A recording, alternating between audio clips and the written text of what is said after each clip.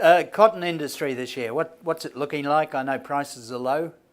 Our prices are low. We had the catastrophic impact of huge prices last year when they rose, and that wasn't driven by fundamentals. That was driven by other outside markets that drove those futures prices up. And yeah, people say, oh look, bale cotton's worth $700, $800. Well, as soon as I started to hear that, I was starting to shake, because it's not good to be up at those sort of levels. So we had an overproduction around the world, but we also had a lot of people, when the price came off, as all markets that go up always come down, and there were people caught on the wrong side of that market. This is the mills and merchants, and a lot of those people found themselves really struggling with the contracts.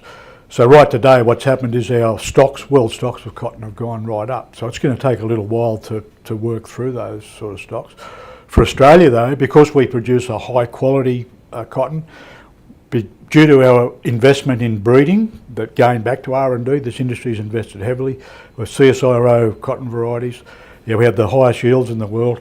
Those are the things that will get us through, because the industry has been focused on those things. But prices will be the pressures to keep those prices down, I think they're going to be down for some time. What's the season like in terms of prices?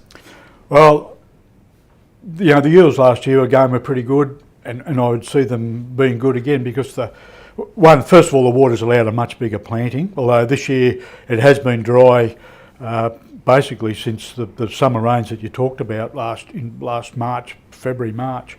So a lot of the dry land, which makes up up to 25% of the industry, a lot of the dry land side of the industry is down.